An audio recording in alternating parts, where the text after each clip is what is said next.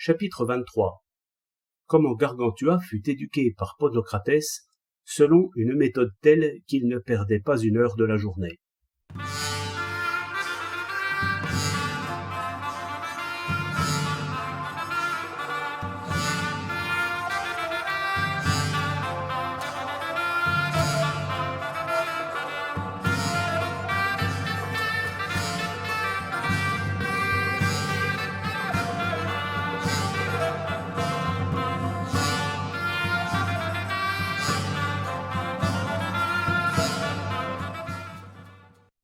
Quand Ponocratès eut pris connaissance du vicieux mode de vie de Gargantua, il décida de lui inculquer les belles lettres d'une autre manière.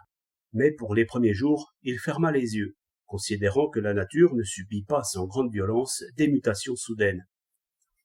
Aussi, pour mieux commencer sa tâche, pria-t-il instamment un docte médecin de ce temps-là, nommé Maître Théodore, de considérer s'il était possible de remettre Gargantua en meilleure voie. Celui-là le purgea en règle, avec de l'ellébore d'anticire, et, grâce à ce médicament, il lui nettoya le cerveau de toute corruption et de toute vicieuse habitude. Par ce biais, Ponocratès lui fit aussi oublier tout ce qu'il avait appris avec ses anciens précepteurs, comme faisait Timothée avec ceux de ses disciples qui avaient été formés par d'autres musiciens. Pour parfaire le traitement, il l'introduisait dans les cénacles de gens de science du voisinage. Par émulation, il se développa l'esprit et le désir lui vint d'étudier selon d'autres méthodes et de se mettre en valeur. Ensuite, il se soumit à un rythme de travail tel qu'il ne perdait pas une heure de la journée, mais consacrait au contraire tout son temps aux lettres et aux études libérales. Gargantua s'éveillait donc vers 4 heures du matin.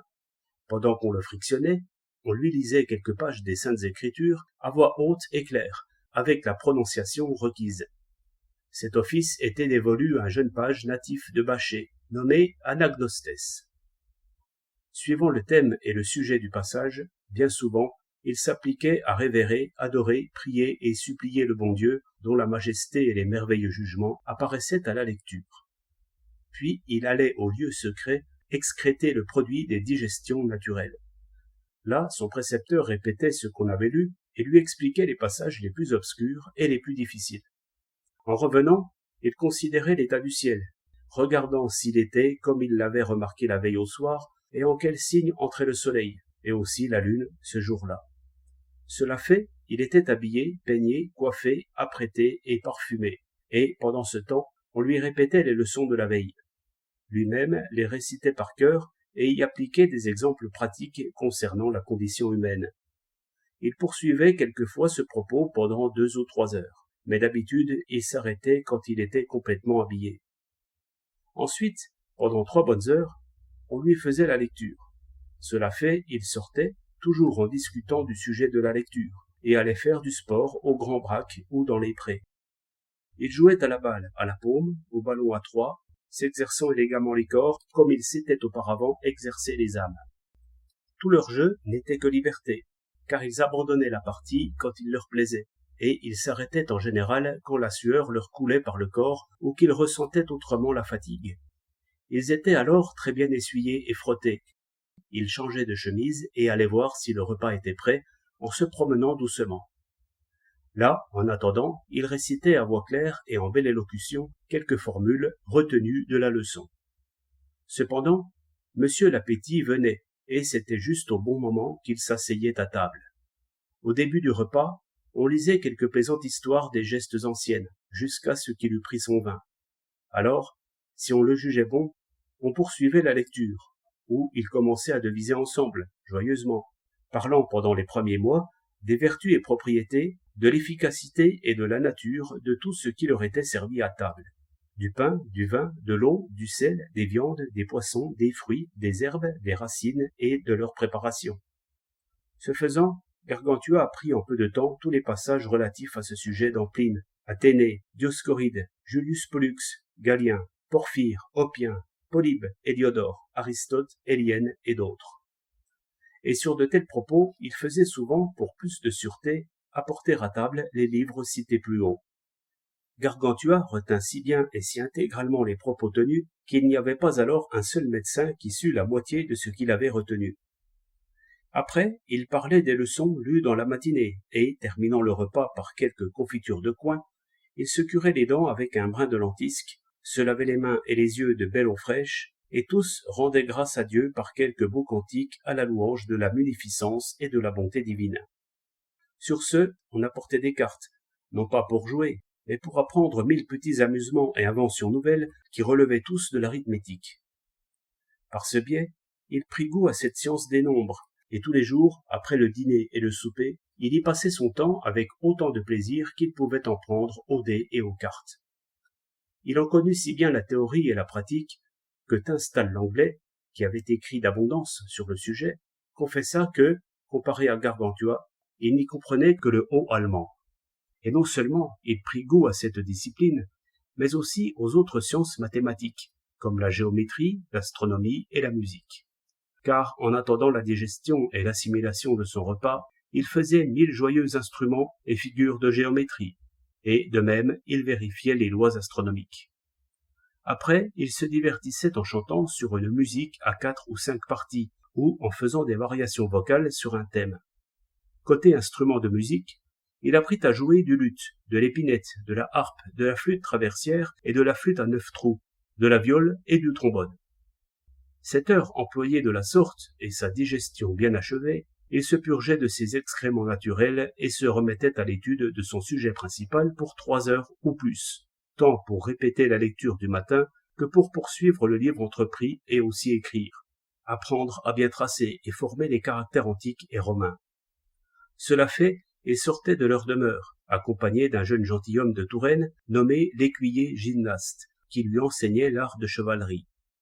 Changeant alors de tenue, il montait un cheval de bataille, un roussin, un genet, un cheval barbe, cheval léger, et lui faisait faire 100 tours de manège, le faisait volter en sautant, franchir le fossé, passer la barrière, tourner court dans un cercle, à droite comme à gauche. Alors, il ne rompait pas la lance, car c'est la plus grande sottise du monde que de dire « j'ai rompu 10 lances au tournoi ou à la bataille ». Un charpentier en ferait autant. Par contre, c'est une gloire dont on peut se louer que d'avoir rompu 10 ennemis avec la même lance. Donc, de sa lance acérée, solide et rigide, il rompait une porte, enfonçait une armure, renversait un arbre, enfilait un anneau, enlevait une selle d'armes, un haubert, un gantelet, tout cela armé de pied en cap. Quant à parader et faire les petits exercices de manège, nul, sur un cheval, ne le faisait mieux que lui. Le maître écuyer de Ferrare n'était qu'un singe en comparaison. On lui apprenait notamment à sauter en vitesse d'un cheval sur un autre sans mettre pied à terre. Ses chevaux étaient dits de voltige, à monter des deux côtés, sans étrier et la lance au poing, à guider à volonté le cheval sans bride, car de telles choses sont utiles en l'art militaire. Un autre jour, il s'exerçait à la hache. Il la faisait si bien glisser, multipliait si vivement les coups de pointe, assénait si souplement les coups de taille ronde, qu'il aurait pu passer chevalier d'armes en campagne et dans toutes les épreuves.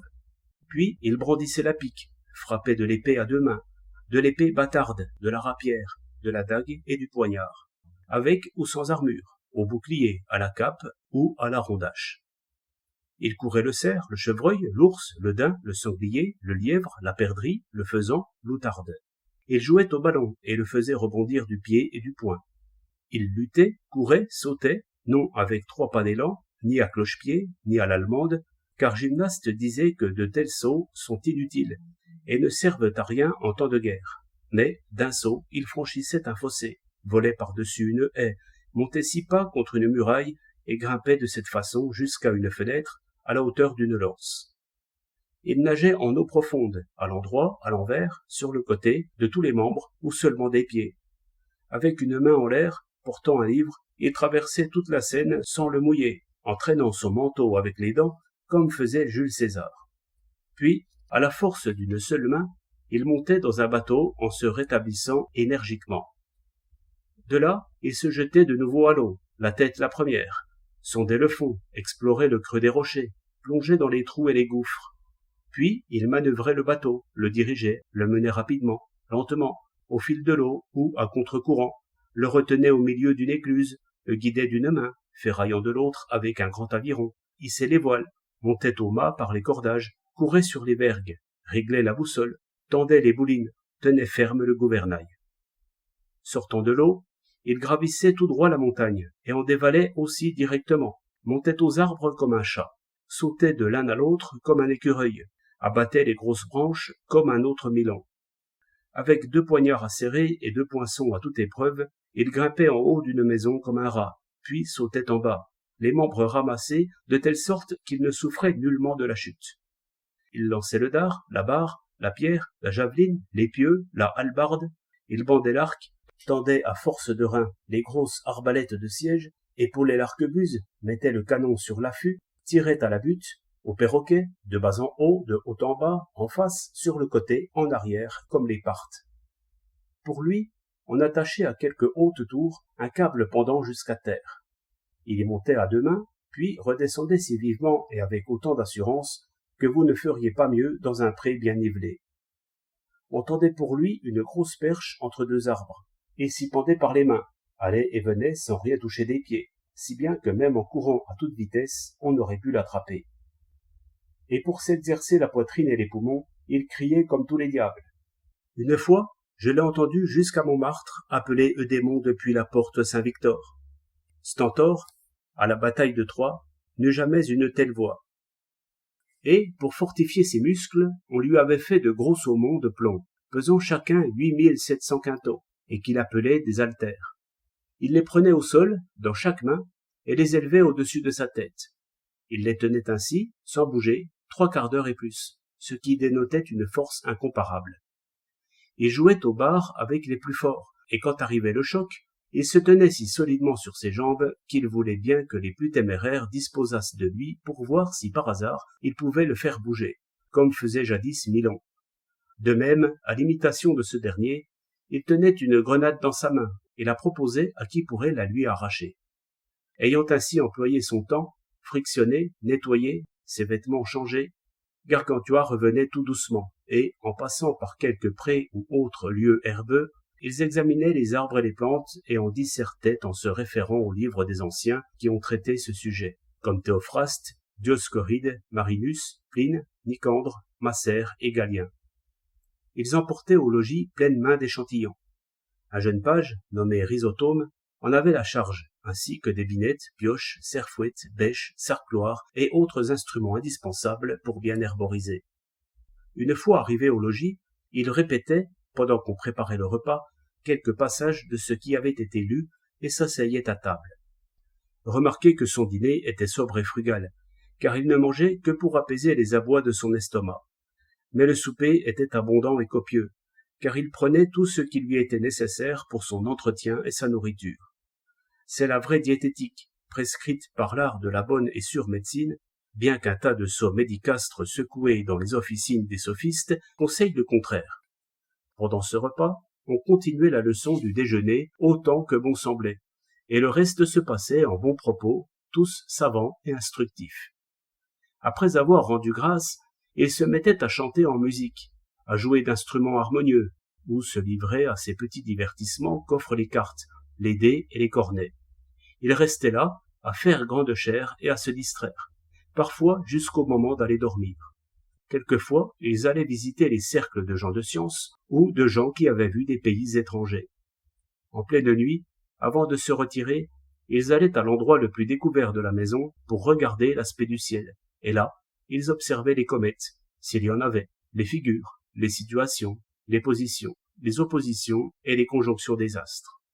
Puis, avec son précepteur, Gargantua récapitulait brièvement, à la mode des pythagoriciens, tout ce qu'il avait lu, vu, su, fait et entendu au cours de toute la journée. Et il priait Dieu le Créateur, l'adorant et confirmant leur foi en lui, le glorifiant pour son immense bonté, lui rendant grâce pour tout le temps écoulé et se recommandant à sa divine clémence pour tout l'avenir.